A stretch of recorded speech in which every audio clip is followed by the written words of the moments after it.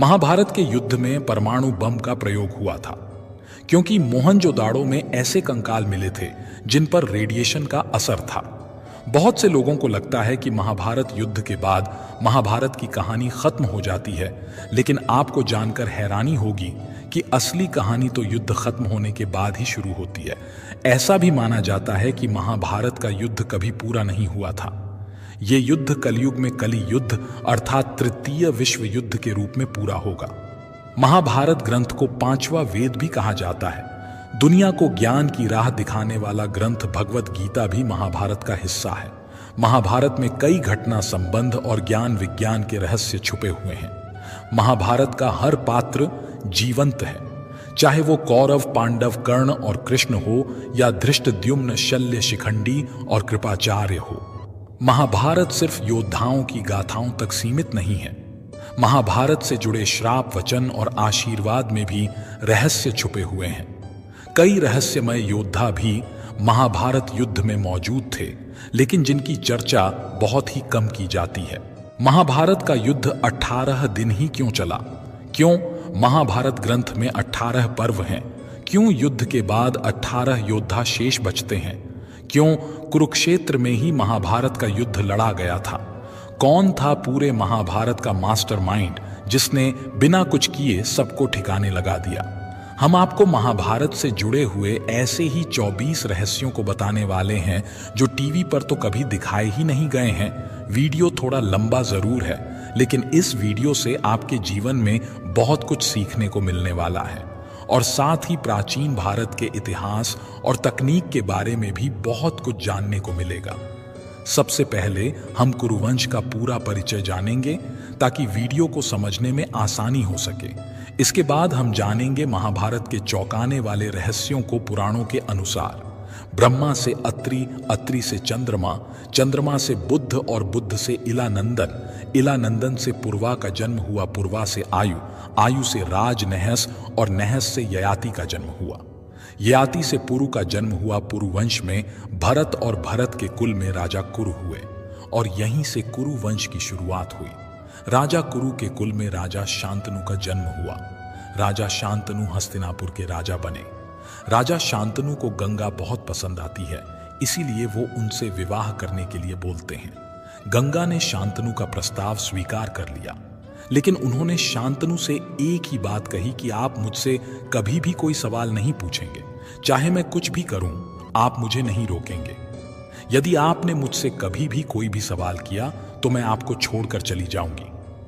राजा शांतनु ने गंगा को यह वचन दे दिया और गंगा से विवाह कर लिया। कुछ समय बाद गंगा ने अपने गर्भ से एक सुंदर पुत्र को जन्म दिया। जन्म के बाद गंगा अपने पुत्र को लेकर गंगा तट पर जाती है। गंगा को अपने पुत्र के साथ तट पर जाते देख शांतनु भी उनके पीछे चले जाते हैं, जहां गंगा स्वयं अपने पुत्र को अपने जल में डुबा देती है। शांतनु यह देख रहे थे, लेकिन शांतनु वचनबद्ध होने के कारण कुछ भी नहीं कर सके। ऐसे ही एक एक करके गंगा अपने गर्भ से जन्मे 7 पुत्रों को अपने जल में डुबा देती है।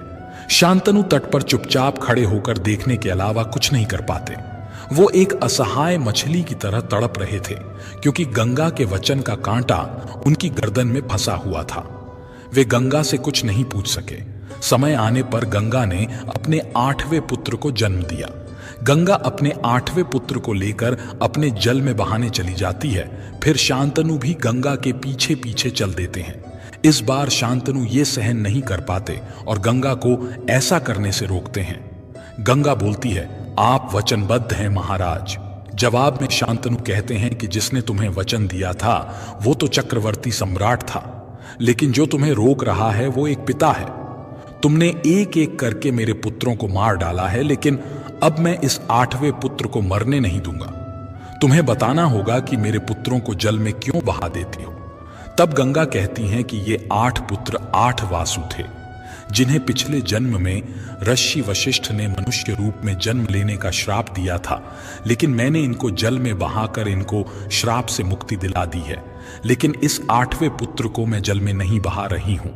आपने वचन तोड़ दिया है और बालक अभी बहुत छोटा है, इसलिए मैं इसे अपने साथ लेकर जा रही हूं। समय आने पर आप इस बालक को ले जा सकते हैं। इस प्रकार गंगा अपने पुत्र के साथ अदृश्य हो जाती है। गंगा के चले जाने के बाद शांतनु का जीवन निरर्थक हो गया था। वे अपनी दिशा खो बैठे थे।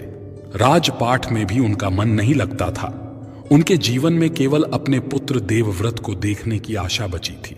फिर कुछ साल बाद शांतनु गंगा के पास जाते हैं और गंगा से महल में वापस चलने के लिए कहते हैं, लेकिन गंगा ऐसा नहीं कर पाती। गंगा अपने पुत्र देवव्रत को शांतनु को सौंप देती है और शांतनु के जीवन से हमेशा हमेशा के लिए चली जाती है। समय के साथ देवव्रत की वीरता और साहस को देखकर शांतनु उन्हें हस्तिनापुर का युवराज नियुक्त कर देते हैं। एक दिन शांतनु यमुना के तट पर शिकार खेल रहे थे। उसी समय उन्होंने किनारे पर सत्यवती को देखा और रथ से उतरकर सत्यवती के पास गए और उनसे उनका परिचय पूछते हैं। सत्यवती उन्हें अपना परिचय देती हैं। शांतनु सत्यवती पर मोहित हो गए। वो प्रतिदिन यमुना के तट पर जाते थे और सत्यवती के साथ यमुना पार करते थे। एक बार शांतनु ने सत्यवती के सामने विवाह का प्रस्ताव रखा। इस पर सत्यवती कहती हैं कि मेरे विवाह का निर्णय मेरे पिता करेंगे। ये सुनकर शांतनु कहते हैं कि आपके मन की बात जाने बिना मैं आपके पिता के पास नहीं जा सकता। सत्यवती अपने मन की बात शांतनु से कहती हैं कि जो मेरे पिता करेंगे वही मुझे मंजूर होगा। तब शांतनु सत्यवती के पिता दासराज के समक्ष जाते हैं और विवाह का प्रस्ताव रखते हैं। दासराज कहते हैं कि ये हमारे लिए बड़े सौभाग्य की बात है, लेकिन विवाह करने के लिए मेरी एक शर्त है कि आपके बाद सत्यवती का पुत्र ही हस्तिनापुर का राजा बनना चाहिए, तभी मैं ये विवाह कर सकता हूं, अन्यथा किसी भी शर्त पर यह विवाह नहीं हो सकता। तब शांतनु कहते हैं कि परंतु मैंने तो गंगा पुत्र देवव्रत को युवराज घोषित किया हुआ है। जरा सोचो कि तुम क्या कह रहे हो दासराज। मैं अपने पुत्र देवव्रत के साथ ये अन्याय नहीं कर सकता। मैं देवव्रत के प्रति प्रतिबद्ध हूं, लेकिन सत्यवती के पिता दासराज ने उनकी कोई बात नहीं मानी। इसलिए शांतनु दुखी होकर वहां से चले गए। इसके बाद महल में आकर वो बहुत ही चिंतित रहने लगते हैं। ये देखकर एक दिन देवव्रत ने उनसे पूछा कि आप इतने चिंतित क्यों रहते हैं, लेकिन शांतनु ने उन्हें कुछ नहीं बताया। तब देवव्रत ने शांतनु के सारथी से सारी बातें पूछी और सब कुछ जानने के बाद अपने पिता की प्रसन्नता के लिए दासराज के पास जा पहुंचे। दासराज ने उन्हें सारी बातें बताई और देवव्रत के सामने भी वही शर्त रखी जो उन्होंने शांतनु के सामने रखी थी। तब देवव्रत कहते हैं कि पिता शांतनु इस मामले को लेकर प्रतिबद्ध हैं, लेकिन मैं नहीं। मैं आपको वचन देता हूं कि महाराज के बाद देवी सत्यवती और पिता शांतनु का ज्येष्ठ पुत्र ही राजगद्दी संभालेगा। इतना कहकर देवव्रत जीवन भर ब्रह्मचर्य का पालन करने की भीषण प्रतिज्ञा ले लेते हैं। इसी प्रतिज्ञा के कारण देवव्रत का नाम भीष्म पड़ा। इसके बाद शांतनु ने भीष्म को वरदान दिया कि जब तक उनकी इच्छा नहीं होगी तब तक वो मृत्यु लोक को नहीं छोड़ेंगे। जब तक चाहे तब तक जीवित रहेंगे। आपकी इच्छा के बिना मृत्यु आपके पास नहीं आएगी। और इस प्रकार शांतनु ने सत्यवती से विवाह कर लिया। कुछ समय के बाद शांतनु और सत्यवती के 2 पुत्र हुए, चित्रांगद और विचित्रवीर्य। चित्रांगद युवा अवस्था में ही एक युद्ध में मारे जाते हैं, इसलिए शांतनु के बाद विचित्रवीर्य को राजा बनाया जाता है। विचित्रवीर्य का विवाह कराने के लिए भीष्म स्वयंवर के समय काशीराज की 3 पुत्रियां अंबा, अंबिका और अंबालिका का अपहरण करके उनको उठा लाते हैं। लेकिन इनमें जो अंबा नाम की पुत्री थी वो शाल्वराज से प्रेम करती थी और अंबा का विवाह शाल्वराज से होने वाला था, लेकिन ये बात भीष्म को पता नहीं थी। जब भीष्म को ये बात पता चलती है तो वो अंबा से माफी मांगते हैं और पूरे सम्मान के साथ में अंबा को वापस छोड़कर आते हैं।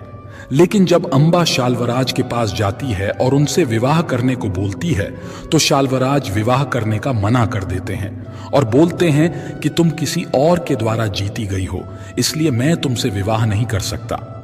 इसके बाद अंबा भीष्म के पास आती है और उनसे विवाह करने को बोलती है, लेकिन भीष्म ने ब्रह्मचर्य की प्रतिज्ञा ले रखी थी, इसलिए वो भी उनसे विवाह करने को मना कर देते हैं। इसलिए अंबा उनको श्राप देती है कि मैं तुम्हारी मृत्यु का कारण बनूंगी, और शिखंडी के रूप में वही भीष्म की मृत्यु का कारण बनती है। बाकी अंबिका और अंबालिका का विवाह विचित्रवीर्य के साथ करा दिया जाता है, लेकिन संतान का जन्म होने से पहले ही विचित्र